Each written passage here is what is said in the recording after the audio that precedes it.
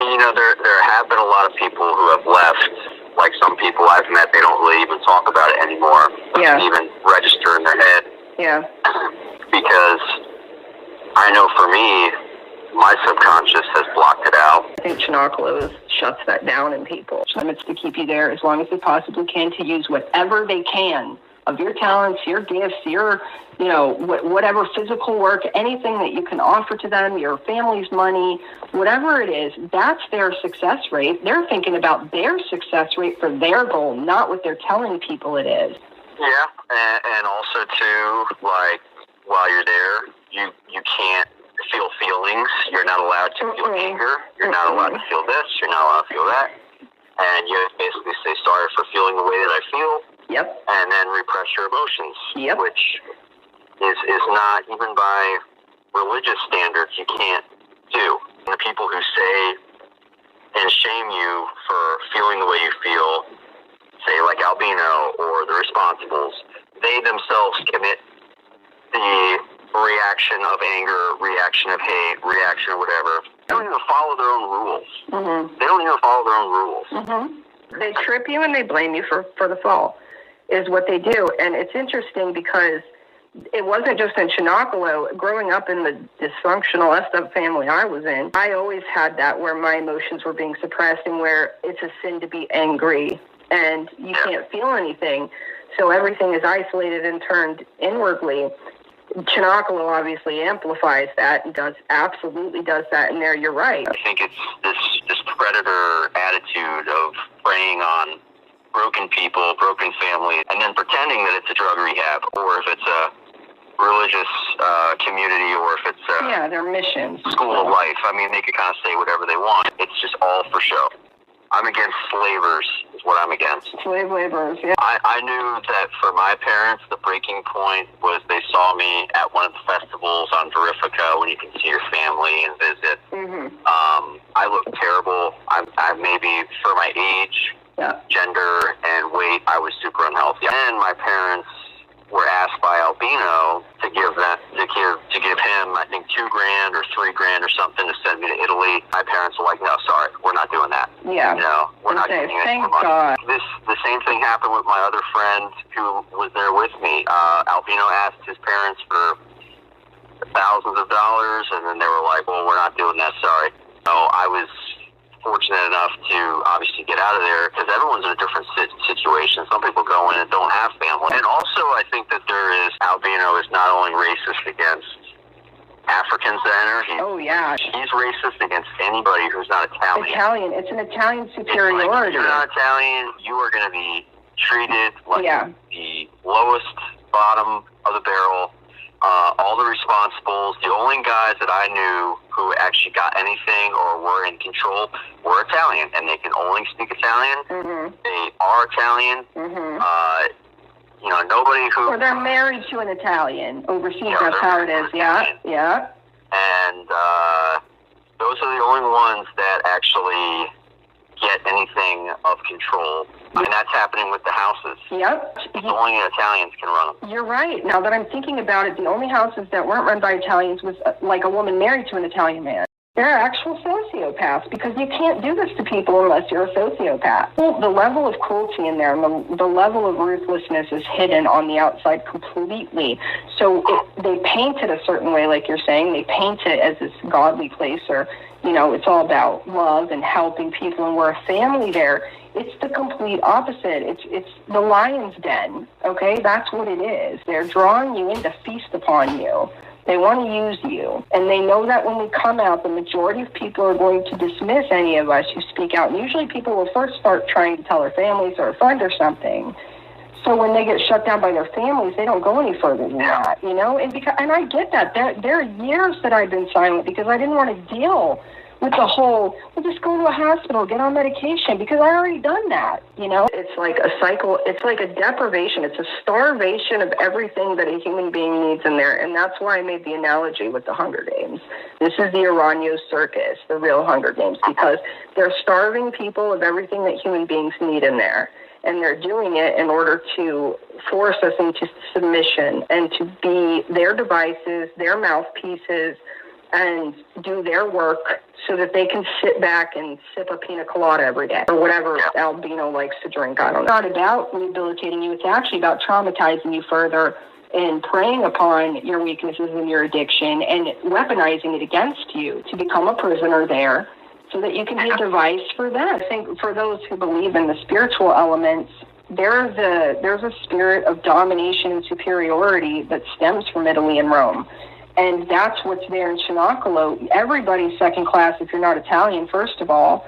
But you're right. Everybody all over the world that they put in charge of things, it's got to be an Italian at the head. And there is a specific hatred in Cenacolo for Americans. I'm going to say that straight up. Not any Americans, U.S. Americans. And they targeted the American girls over there and the American guys over there in a way that I never saw anybody over there targeted besides African American, which there are very few. Very few over there. There was like maybe one. There was one in Bartres, and they just treated her like she was just a fool the whole time that we were there, and like degraded and demeaned her. And these are the people I would stand up for, and then I would get targeted because of it. They're definitely, I think that people in America now are calling everything racist, and it's ridiculous, okay? I'm not a racist person, but this is ridiculous. People are painting everything as racist. But I mean it when I say Cenacolo is racist. Straight up. I agree with you 100% on that. The money, the power, the racism, the control, it's all just the spirit of dominating people. It's this power lust that they have. It's all about power. It's all about money. And at the end of the day, they're completely empty people that just constantly need the distraction of using others to hide that and to make them more confident in what they're doing, because as long as people are buying into Cenacolo's lie, it's puffing them up. Every person that donates money, it's not donation, but I know you're donating it if you donate it to Cenacolo, but there are people, that's not what Cenacolo's doing with it. They're taking it to use for their own personal reasons, and we're being deprived. Like you were saying, the girls overseas, when I was overseas, and again, they'd have me doing the hard manual labor almost the whole time I was there, and I was fed less, and there was very little water, and we'd be out in the sun for 12 hours chopping wood, or in the dead of winter, no breaks, girls go use a hole out in the backyard. Again, you're treated like animals there. That's the first thing I would tell people now. Stop giving Cenacolo money. Nip down the bud now. Cut it out, because it's going to their beach houses and their yachts and their traveling and their fancy stuff, and that's all it's going to. Me, for example, in the house that I was in over in France and in Italy, we'd be working outside 12 plus hours a day, covered in sweat, and the girls were only allowed to take a shower twice a week.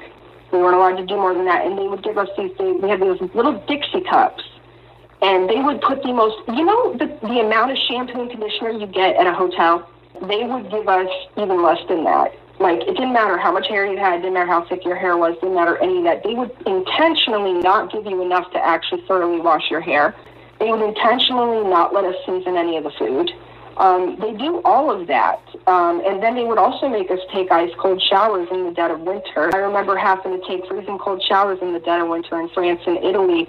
And if you're only getting 2 showers a week and you're covered in sweat and dirt and you're being forced to do this manual labor, you're going to force yourself into that shower. If you're like me, I couldn't wait to take a shower. It was horrible not being able to take one. It was also horrible having to get up in 20-degree weather and jump into an icy cold shower. That's a forced thing. It's not a choice. There are people who do these ice baths for therapeutic reasons, and it's only for a certain amount of time, and they're not being abused and deprived like this, and it's their choice.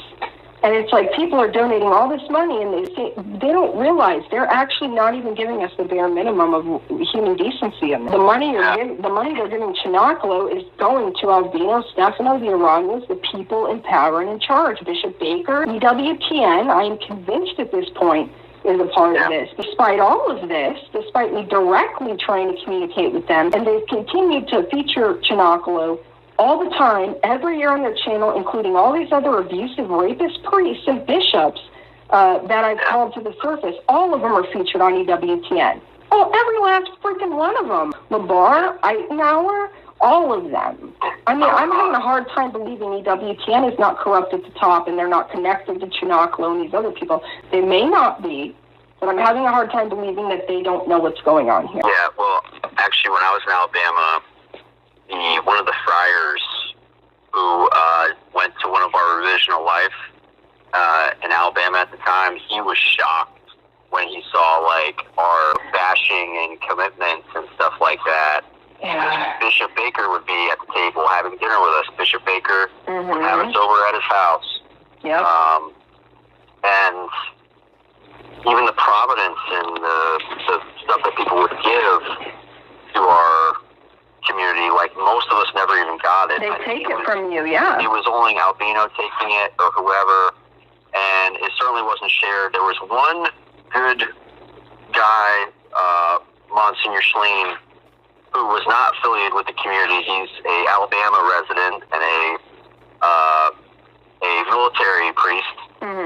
He would actually take us out to eat. Like we'd go to like fast food places. Oh wow! He would let us work at his house. He was the only one. Only if I was actually with Monsignor. Right. But the whole community, like all the money that I think donated from the families to the parents. Yeah. No one ever saw that stuff. Of course I think not. Albino would send it elsewhere. Like he would say, "Oh, it goes to Florida. Oh, it goes there." It's a total lie. It's a total lie. They're taking it. Well, they'll take it for themselves. They're like in the girls' houses, what they would do, and particularly in Auschwitz, Civiliano, because again, they call it Auschwitz for a reason, and it's not just because of how horribly they treat us there. I'm just going to say that right now. What they'll do is they'll take something that you're sent or given, like shampoo or conditioner. They'll take it from you and they'll give it to somebody else in front of you, like one of the girls that bullies you or one of the girls that's at the top or holds the key. Like there's this actual day. This is why it's comparable to Hunger Games in this sense also that I'm saying. They create situations to turn us against each other in there. And the people that are more dominating and bullying and have issues like that are going to rise to the top faster. And the people who are standing against that and resisting it and being more stable about it, they're going to get crushed underneath. And that's their system is deliberately set up that way. And before I forget, I want to point out for people, since you brought up Bishop Baker, because I haven't stated this yet on my channel, Bishop Baker is involved with the Declue family back 25 years ago even, but I think it was about 20 years ago, 25 years ago. He was involved in exorcisms with my uncle, and involved in the Declue family and that whole corruption and everything they were doing to my family. I knew him from there before I went into Cenacolo and before I knew he was connected to Cenacolo. And so that's what's weird about it is these priests that preyed upon my family, these ritual exorcists that preyed upon my family, these bishops that preyed upon my family specifically, they're all getting ties to the same place. Most of them are tied to Florida. Some of them are also in Ohio, but most of them are tied to Florida and Front Royal. Arlington Diocese and West Palm Beach Diocese. But I'm sorry, the fact that that specific bishop was involved in the Declue family ridiculousness, and also Cenacolo, come on. Like, this is what gets frustrating to me is people, because they don't take time to hear you out or see if it's reasonable. Like, these connections took a long time to make, but when you look into it, you can find out where these people are from. You can find out if they come from the same place. And if they're doing the same thing and they're from the same place, that should be a sign to people that they need to dig deeper. They need to look into what's there. Because this is organized. This is all organized. And that's kind of what I'm trying to get across to people.